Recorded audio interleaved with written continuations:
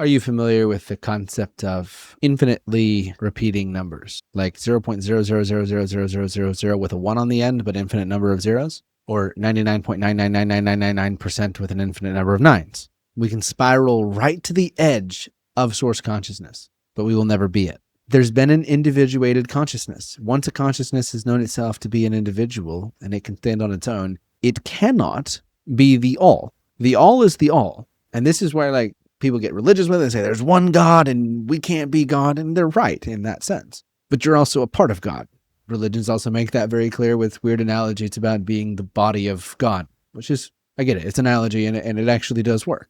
To put this into a bit of an illustration in terms of a frequency, this was channeled through a quantum shift exploration session that I did a while back to ask some questions around this. If you go super close to the center line, imagine that source consciousness is a center line. The 0 point is the center.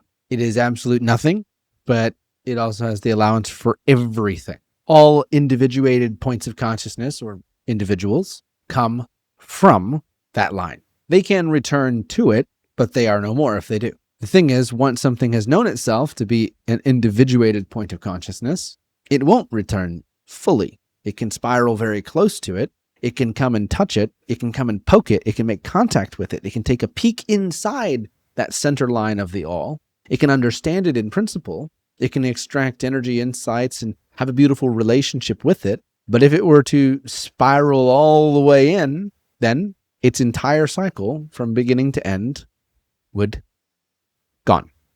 not exist, but then would come right back, instantly come back because it has been one of the potentials that came from that source. And as a result of being one of the potentials that can come from the source, and the source has all of the infinite potentials within it, then it will simply regenerate all of the infinite potentials. It is an infinite simulation of infinite possibilities iterating on itself. And any of the possibilities that has ever existed will always exist. So the story can never actually conclude. There's a movie written about this called The Neverending Story, by the way. Have you seen it? Watch it again if you haven't seen it in a while. Watch it again from this perspective. It is one of the deepest movies there is about consciousness, and staged with all the theatrics of a good movie and a nice fuzzy kid story. It's not a kid story. I mean, it is. It's a beautiful, beautiful story, but the story goes on forever and ever and ever and ever, without end in both directions. You can explore future lives and past lives infinitely. There are moments where we pass through or very, very close to that source center line.